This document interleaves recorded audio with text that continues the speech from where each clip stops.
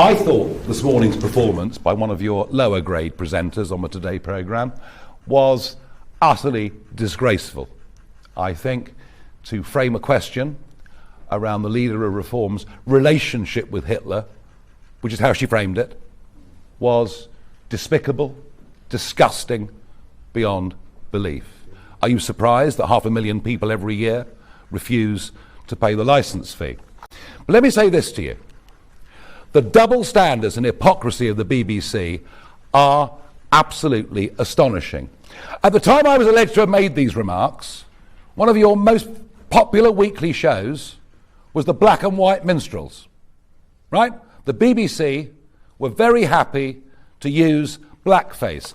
Oh, and not just in the Black and White Minstrels, you did it in It Ain't Half Hot Mum as well. And what about Alf Garnett?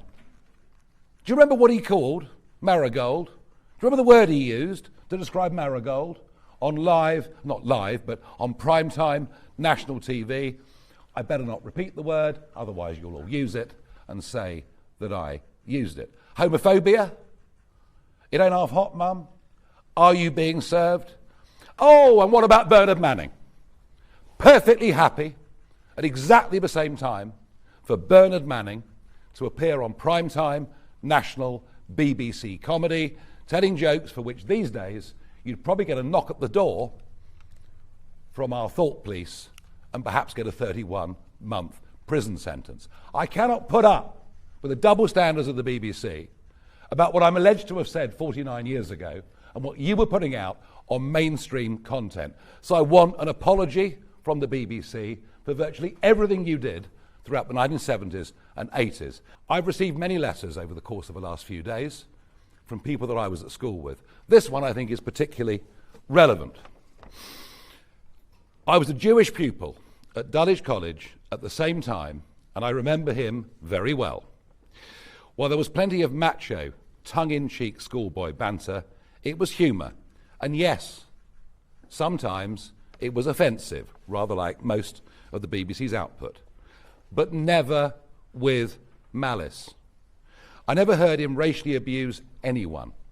If he had, he would have been reported and punished. He wasn't. The news stories are without evidence except for belatedly politically dubious recollections from nearly half a century ago. Back in the 1970s, the culture was very different. Perhaps, Damon, you should reflect on that. Especially at Dulwich. Lots of boys said things they'd regret today, or just laugh at. Whilst Nigel stood out, he was neither aggressive nor a racist.